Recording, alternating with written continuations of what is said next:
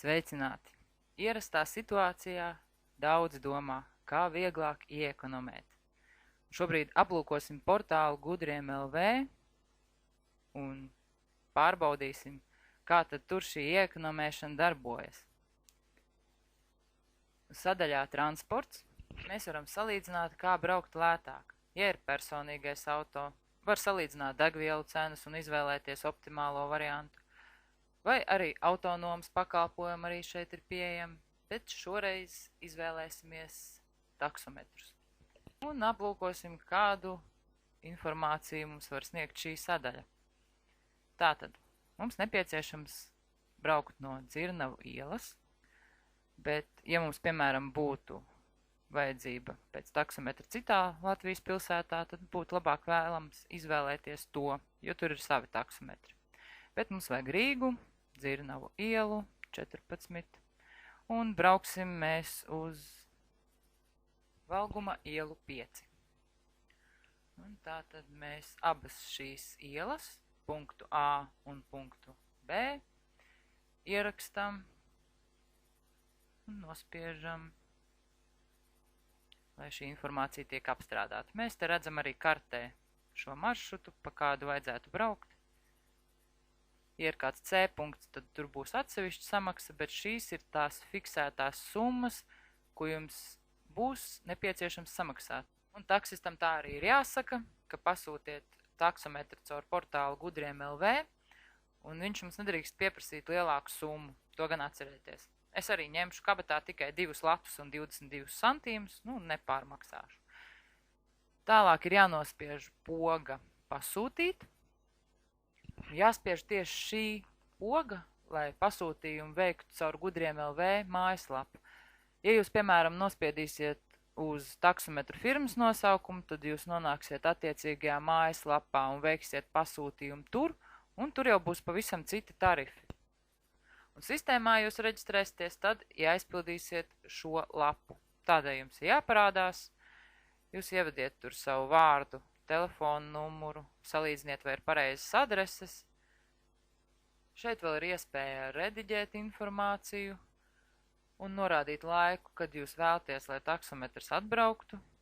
Piemēram, pēc stundas, tad tā mēs arī ierakstam pēc stundas un nospiežam pogu pasūtīt. Šajā momentā jūs esat iekļauts sistēmā, kas norāda, ka jums ir jāmaksā fiksētā summa, ka jūs esat pasūtījuši taksi caur portālu Gudriem LV, ko zina operators, ko zina taksists, un tas notiek tad, kad izlaiž šāds loks. Operators jums atzvana un saka, kad taksis būs pieejams.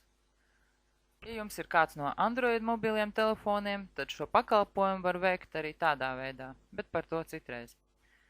Šobrīd es vēlētos salīdzināt mobilo telefonu operatoru tarifus, jo man liekas, ka es stipri pārmaksāju, kredīts arī vairs nav, tā ka labi, ka operatori man pārzvanīs un es varēju tādā veidā izsaukt taksi. Tad šī sadaļa mums piedāvā salīdzināt tarifu plānus, piemēram, ko mēs lietojam tagad un kas būtu izdevīgāk. Un tā būs bite. Izvēlamies arī pastāvīgais ieslēgums, vai tā ir priekšapmaksas karte šī gadījumā.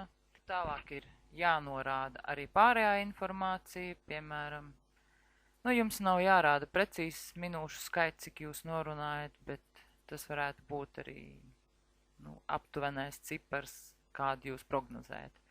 Tāpat tas attiecas arī uz īsziņām, likšu arī tikpat aptuvenu skaitli uz labu laimi.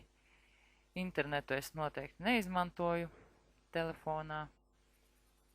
Protams, pārējais viss ir un spiežam, ko tad mums ieteiks.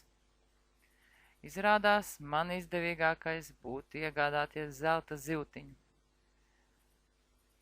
Bet par cik zelta zivtiņa man jau ir otrā telefonā, tad visticamāk, ka izvēlēšos kādu no bites piedāvājumiem. Šeit var redzēt arī vēl izdevīgākus variantus. Un nospiežot tālāk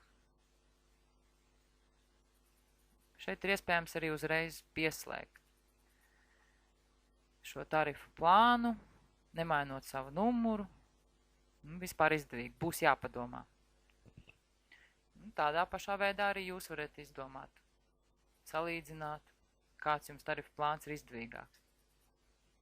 Portāls piedāvā arī preču meklēšanu internetveikalos. Un man šobrīd ir sasāpējusies problēma, ir daudz drēbes, nav kur likt, skapju pa maz, vajadzētu drēbju skapi. Un tad mēs arī šobrīd ierakstam meklētājā mērķi. Un tas būs drēbju skapis, arī varam cenu uzrakstīt. Varbūt, ka būs kaut kas pa 30 latiem. Un noteikti ir noliktavā.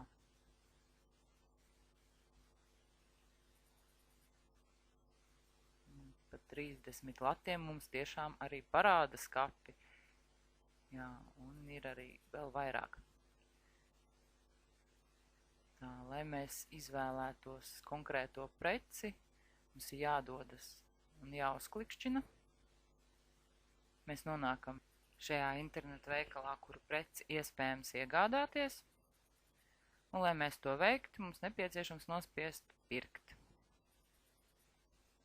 Nospiežot pogu pirkt, mums uzrādās summa, kāda ir grozā. Un tālāk mēs redzam apmaksas veidus. Bet ak vai gadās dažādas situācijas, kad preci nevaram iegādāties, jo trūkst līdzekļi uz kartes. Mēs varētu iet arī ātrijos kredītos. Un ko mums piedāvā Gudriem LV salīdzināt? Piemēram, ja mēs ierakstam summu, ar visu piegādi tie varētu būt 50 lati par skapi. Un norādīt arī dienas. Varbūt tas arī būs mazāk. Un norādīt arī banku. Šī gadījumā tā būs SEB banka.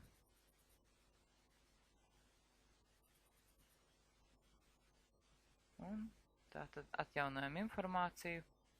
Mums parādās, kādas kredītu kompānijas piedāvā aizņemties. Un mēs izvēlamies Open kredītu, piemēram. Un nonākam Open kredītu mājaslapā. Šie bija tikai 4 veidi, kā iespējams gudri ieekonomēt ar portālu Gudriem LV.